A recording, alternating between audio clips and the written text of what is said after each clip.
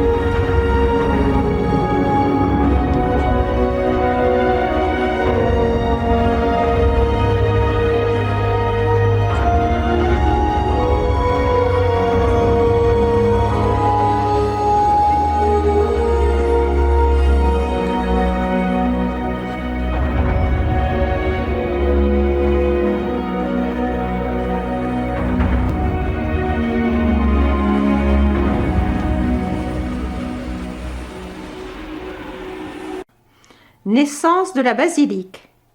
Le spectacle se poursuit, mettant en image, sur la chapelle, le vœu des échevins de 1643.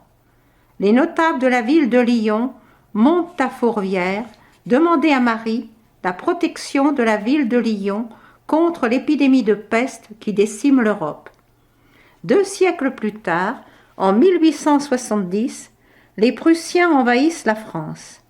Les femmes lyonnaises demandent, une fois encore par vœu, protection à la Vierge contre l'invasion de leur ville. L'aigle, emblème de l'armée prussienne, combat le lion. Malgré la défaite française, Lyon est préservé de l'ennemi, ce qui est salué par les hurrahs des Lyonnais protégés. Afin de remercier Marie, la construction de la basilique débute en 1872. La première des pages où figurent les noms des familles qui se sont engagées financièrement à cette construction s'affiche. La basilique a donc été construite pour honorer un vœu. C'est un ex-voto, un remerciement. Les grandes lignes d'architecture de la construction de la basilique se dessinent en croquis et viennent se remplir en volume, dévoilant enfin l'œuvre monumentale pensée par l'architecte Pierre Bossan. Elle est inaugurée en 1887.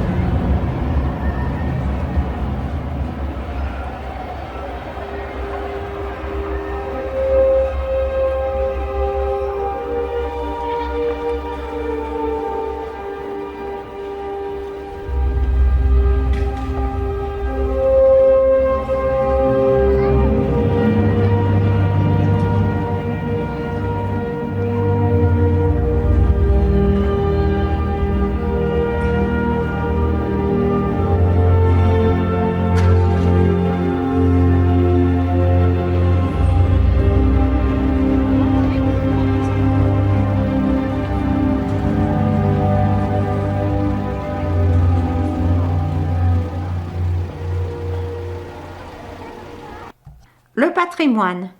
La basilique Notre-Dame de Fourvière cache une multitude de trésors, témoins de notre culture et de la richesse de notre patrimoine et de notre civilisation. Ils sont mis en valeur dans cette séquence. Les lumières du spectacle viennent souligner, par des jeux de transparence, la beauté saisissante des œuvres qui se trouvent à l'intérieur de la basilique. Apparaissent en tableau ses vitraux, ses mosaïques, puis ses peintures et chefs-d'œuvre. La fresque mosaïque de la crypte, représentant Saint Jacques de Compostelle, est également présentée.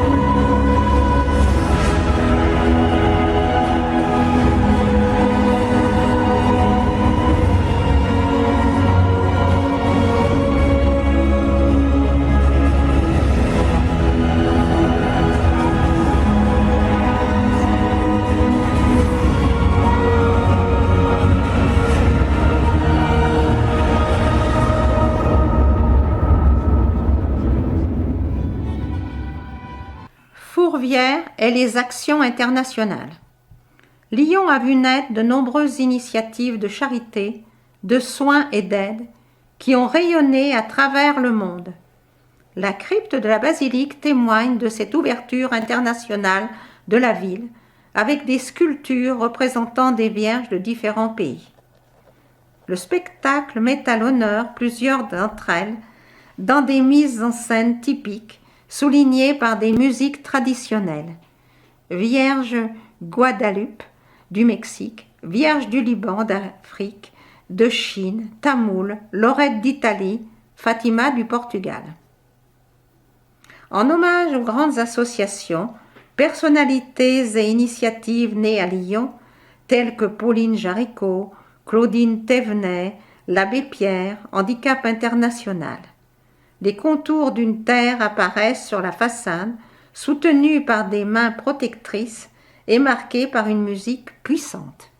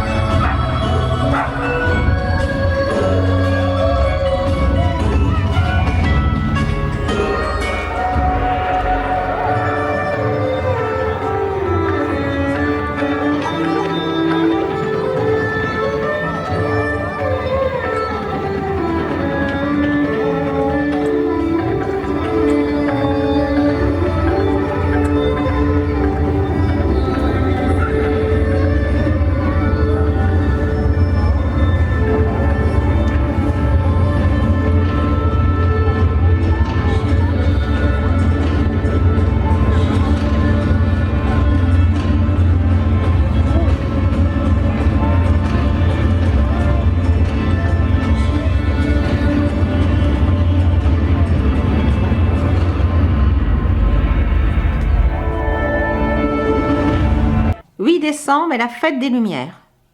Enfin, le spectacle vient souligner, dans une ambiance plus recueillie, les traditionnelles célébrations du 8 décembre. La fête des Lumières est née en 1852 à Fourvière. Initialement prévue le 8 septembre, l'inauguration est reportée à cause d'importants orages au 8 décembre. À cette date, de nouvelles pluies diluviennes obligent à annuler le feu d'artifice prévu. Les Lyonnais décident alors de le remplacer par des milliers de lumignon à leurs fenêtres. Depuis, Tous les 8 décembre, les Lyonnais perpétuent la tradition, qu'ils habitent Lyon, la région lyonnaise, la région Auvergne-Rhône-Alpes ou qu'ils se soient expatriés dans le monde. La basilique et la chapelle se couvrent avec les lumières des montées au flambeau et la sculpture dorée de Marie, installée sur le clocher de la chapelle, est éclairée intensément. Les lumignons, symbole du 8 décembre, recouvrent de scintillements la basilique.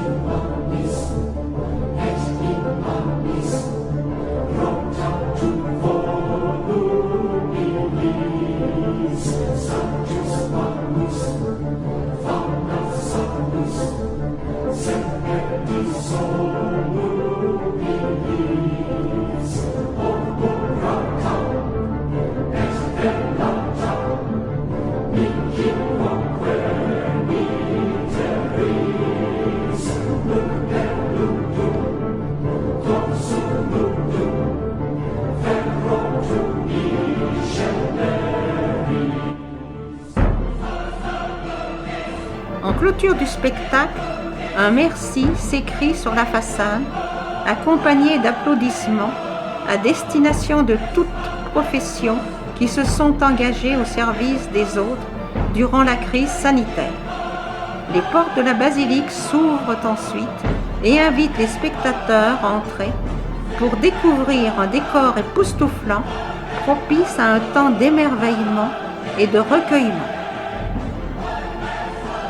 Ce spectacle de lumière est réalisé par les Allumeurs de Rêve, entreprise lyonnaise dirigée par Gilbert Couden et l'atelier BK International.